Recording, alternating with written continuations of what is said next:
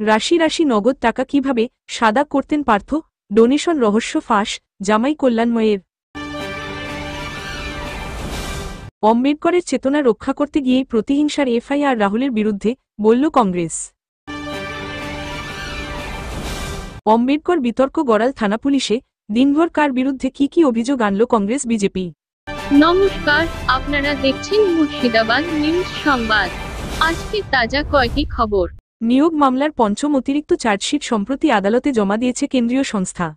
কিভাবে কোন সংস্থার মাধ্যমে আর্থিক তছরূপ হয়েছে, তাতে পার্থদের ভূমিকা কি, চার্জশিটে তা উল্লেখ করা হয়েছে। প্রাক্তন শিক্ষামন্ত্রীর পার্থ চট্টোপাধ্যায়ের ঘনিষ্ঠের বাড়ি থেকে রাশি রাশি নগদ টাকা উদ্ধার করেছিল ইডি। কিভাবে ওই বিপুল পরিমাণ নগদ টাকা সাদা করা হতো, কি কৌশল অবলম্বন করতেন পার্থেরা, এবার সেই তথ্যও জানাল তারা। চার্জশিটে পার্থের জামাই কল্যাণময় ভট্টাচার্যের বয়ান তুলে ধরেছে ইডি। তা থেকেই স্পষ্ট হয়েছে নগদ টাকা নিয়ে কি করতেন পার্থ। নিয়োগ মামলার পঞ্চম অতিরিক্ত চার্জশিট সম্প্রতি আদালতে জমা দিয়েছে কেন্দ্রীয় সংস্থা। কিভাবে কোন সংস্থার মাধ্যমে আর্থিক তছরূপ হয়েছে, ওই চার্জশিটে তা উল্লেখ করা হয়েছে। কল্যাণময় এই চার্জশিটে অন্যতম অভিযুক্ত হিসাবে চিহ্নিত। তবে তিনি এখন বিদেশে, তাকে একাধিকবার জেরা করে ইডি জানতে পেরেছে বিভিন্ন সময়ে বিভিন্ন লোকজনকে নগদে টাকা দিতেন পার্থ। সেই টাকাই আবার ফিরে আসত তার স্ত্রীর নামে তৈরি ট্রাস্টে। এভাবে বাবলি চ্যাটার্জি মেমোরিয়াল ট্রাস্ট দুর্নীতির অন্যতম আতুরঘর হয়ে উঠেছিল। নিয়োগ মামলার চার্জশিটে এমনটাই দাবি করেছে ইডি। তারা জানিয়েছে পার্থের জামাই কল্যাণময়কে জিজ্ঞাসাবাদ করে এই তথ্য পাওয়া গিয়েছে। নিয়োগ মামলায় পার্থদের ট্রাস্টের ডোনেশন রহস্য ও ইডির কাছে ফাঁস করেছেন পার্থের জামাই। প্রাথমিকভাবে বাবলি চ্যাটার্জি মেমোরিয়াল ট্রাস্ট তৈরি করা হয়েছিল পাটুলি এলাকায় একটি পশু চিকিৎসালয় তৈরির উদ্দেশ্যে। কল্যাণময় ওই ট্রাস্টের অন্যতম ট্রাস্টি ছিলেন। তিনি জানিয়েছেন একবার ওই ট্রাস্টের জন্য ১,১৭,৭৫,৯১০ টাকা ডোনেশন উঠেছিল। একাধিক ব্যক্তি চেকের মাধ্যমে সেই টাকা দিয়েছিলেন। আসলে তার আগে পার্থের কাছ থেকে নগদে টাকা নিয়ে গিয়েছিলেন তারা। সেই টাকাই ডোনেশন দিয়েছেন। তা দিয়ে ১৫ কাঠা জমি কেনা হয়েছিল ২০১৯ সালে। কল্যাণময় আরও জানিয়েছেন পার্থের কথাতেই ২০১৭ সালে বোটানিক্স অ্যাগ্রোটেক্স প্রাইভেট লিমিটেড নামের সংস্থা খুলেছিলেন তিনি। মাছ এবং ধানের ব্যবসা করত ওই সংস্থা, তার নামে একাধিক সম্পত্তি কেনা হয়েছিল। সেই টাকা দিয়েছিলেন পার্থ। সংস্থার ব্যবসায়িক লাভ হিসাবেই সেই টাকা দেখানো হয়েছিল।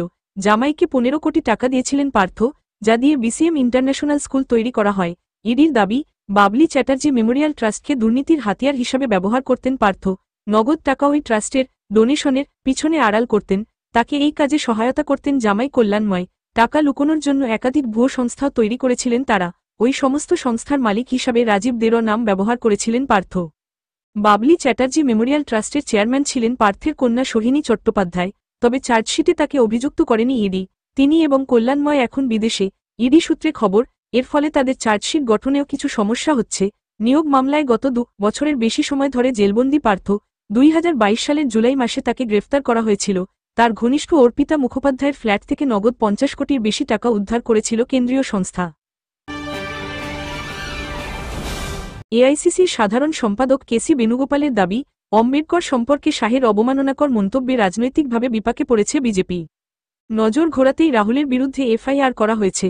ভারতীয় সংবিধানের প্রণেতা বি.আর. আম্বেদকরকে নিয়ে কেন্দ্রীয় স্বরাষ্ট্রমন্ত্রী অমিত শাহের বিতর্কিত মন্তব্যকে ঘিরে সংসদ ভবন চত্বরে শাসক এবং বিরোধী পক্ষের ধস্তাধস্তি হয়। আর তারই জেরে এফআইআর হয়েছে তার বিরুদ্ধে। বিজেপির অভিযোগ তাদের ২ সাংসদকে আঘাত করেছেন তিনি। এই পরিস্থিতিতে লোকসভার বিরোধী দলনেতা রাহুল গান্ধীকে আড়াল করতে সেই অম্বেদকর প্রসঙ্গকেই হাতিয়ার করল কংগ্রেস।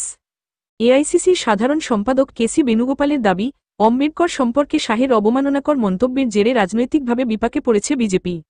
এই পরিস্থিতিতে নজর ঘোরাতেই রাহুলের বিরুদ্ধে এফআইআর করা হয়েছে বলে তার দাবি। তিনি বলেন বাবাসাহেব আম্বেদকরের চেতনা রক্ষা করতে গিয়ে প্রতিহিংসার শিকার হয়েছেন রাহুল। তার বিরুদ্ধে এফআইআরকে গর্ব বলেছেন বেণুগোপাল। মঙ্গলবার রাজ্যসভায় সংবিধান বিতর্কে কংগ্রেসকে আক্রমণ করতে গিয়ে শাহ বলেন এখন এক ফ্যাশন হয়েছে অম্বেদকর অম্বেদকর অম্বেদকর অম্বেদকর অম্বেদকর অম্বেদকর। এতবার যদি ভগবানের নাম নিতেন তবে ৭ জন্ম স্বর্গবাস হতো। তারপর শাহ বলেন ১০০ বার অম্বেদকরের নাম নেওয়া হয়, কিন্তু আমি বলতে চাই তার প্রতি আপনাদের অনুভূতি কি। তার সংযোজন জওহরলাল নেহরুর সঙ্গে অম্বেদকরের অনেক মতপার্থক্য ছিল। সেই কারণে নেহরুর মন্ত্রিসভা থেকে পদত্যাগ করেন তিনি। এরপরে বুধবার সকালে সংসদের বাইরে মকরদ্বারের সামনে কংগ্রেস সহ বিরোধী সাংসদেরা অম্বেদকরের ছবি হাতে বিক্ষোভ দেখাতে শুরু করেন। বৃহস্পতিবার সেখানে তারা গেলে আগে থেকেই জড়ো হওয়া বিজেপি সাংসদেরা বাধা দেন। সে সময় দুপক্ষের ধস্তাধস্তিতে মাটিতে পড়ে গিয়ে আঘাত পান কেউ কেউ। লোকসভায় সাংসদ প্রতাপচন্দ্র ষড়ঙ্গীকে ধাক্কা মেরে ফেলে দেওয়ার অভিযোগ ওঠে রাহুলের বিরুদ্ধে। চোট লাগে কংগ্রেসের সর্বভারতীয় সভাপতি তথা মল্লিকার্জুন খড়গের পায়েও। ঘটনার জেরে পক্ষই পরস্পরের বিরুদ্ধে এফআইআর দায়ের করেছে পার্লামেন্ট স্ট্রিট থানায়। দিল্লি পুলিশ সূত্রের খবর, দুটি এফআইআরের তদন্তের দায়িত্ব পেয়েছে ক্রাইম ব্রাঞ্চ। অমিত শাহের আম্বেদকর মন্তব্য নিয়ে বিতর্কের মাঝে বৃহস্পতিবার দিনভর উত্তপ্ত থেকেছে সংসদ। কংগ্রেসের বিরুদ্ধে সাংসদদের আঘাত করার অভিযোগ এনেছে বিজেপি। পাল্টা থানায় গিয়েছেন রাহুল গান্ধীরাও। ভারতীয় সংবিধানের প্রণেতা বি আর আম্বেদকরকে নিয়ে কেন্দ্রীয় স্বরাষ্ট্রমন্ত্রী অমিত শাহের মন্তব্য ঘিরে বিতর্ক অব্যাহত। বৃহস্পতিবার সেই বিতর্ককে কেন্দ্র করেই সংসদে কংগ্রেস এবং বিজেপি সাংসদেরা ধাক্কাধাক্কি, হাতাহাতিতে জড়িয়ে পড়েন। দিনের শেষে তার জলগড়াল থানাপুলিশ পর্যন্ত বিজেপি এবং কংগ্রেস দুই দলের তরফেই পার্লামেন্ট স্ট্রিট থানায় লিখিত অভিযোগ দায়ের করা হয়েছে। লোকসভার বিরোধী দলনেতা রাহুল গান্ধীর বিরুদ্ধে দুই সাংসদকে আঘাত করার অভিযোগ তুলেছে বিজেপি। আবার কংগ্রেসের পাল্টা অভিযোগ, তাদের বর্ষিয়ান সাংসদ মল্লিকার্জুন খড়গেকে ধাক্কা দেওয়া হয়েছে, তাতে তিনি পড়ে গিয়েছেন। চক্রান্ত করে বৃহস্পতিবার সংসদ উত্তপ্ত রেখেছে বিজেপি, দাবি করেছেন রাহুল। তার অভিযোগ, মঙ্গলবার শাহের মন্তব্যের কারণে যে বিতর্ক তৈরি হয়েছিল তার দিক থেকে নজর ঘোরাতেই পরিকল্পনা করে সংসদে অশান্তি করেছে কেন্দ্রের শাসক দল। বিরোধী সাংসদদের দিকে তাকিয়ে তারা হাসাহাসি করছিল বলে অভিযোগ। বিতর্কের সূত্রপাত মঙ্গলবার রাজ্যসভায়। আম্বেদকর নিয়ে শাহের মন্তব্যের বিরোধিতা করে কংগ্রেস সহ বিরোধী দলগুলি। তার বিরুদ্ধে স্বাধিকার ভঙ্গের নোটিশ জারি করে তৃণমূল। মমতা বন্দ্যোপাধ্যায় ওই মন্তব্যের নিন্দা করেন। রাহুল দাবি করেন, শাহকে অবিলম্বে নিজের মন্তব্যের জন্য ক্ষমা চাইতে হবে। তা না হলে তাকে পদত্যাগ করতে হবে। বুধবার দিনভর আম্বেদকর বিতর্কে সংসদ উত্তপ্ত থেকেছে।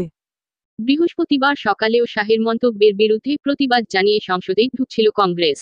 কিন্তু কক্ষে প্রবেশের আগেই ঝামেলা বাধে। অভিযোগ, পাল্টা প্রতিবাদ করতে সিঁড়িতে দাঁড়িয়েছিলেন বিজেপি সাংসদেরা।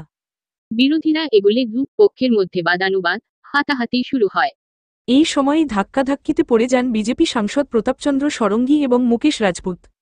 অভিযোগ, রাহুলের ধাক্কায় মুকেশ পড়েছিলেন ষড়ঙ্গীর গায়ের উপর।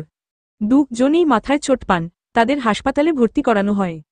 বিজেপির বিরুদ্ধে পাল্টা ধাক্কাধাক্কির অভিযোগ তোলে কংগ্রেস। খড়গে জানান, তাকে বিজেপি সাংসদেরা ধাক্কা মেরেছেন। লোকসভার স্পিকারের কাছে এ নিয়ে অভিযোগও জানিয়েছেন তিনি। বিতর্কের মাঝে নাগাল্যান্ড থেকে রাজ্যসভায় নির্বাচিত বিজেপি সাংসদ ফাঙ্গনন কন্যাক দাবি করেন, রাহুল তার শরীরের কাছাকাছি চলে এসেছিলেন, ফলে তার অস্বস্তি হচ্ছিল। কংগ্রেস সাংসদের কাছ থেকে এই ধরনের আচরণ তিনি আশা করেননি বলেও জানান। বিকেলে রাহুল সাংবাদিক বৈঠক করে দাবি করেন, আম্বেদকর নিয়ে বিতর্কিত মন্তব্য করে সাহায্যে ভুল করেছেন, তা ধামাচাপা দিতেই নতুন বিতর্ক তৈরি করা হয়েছে।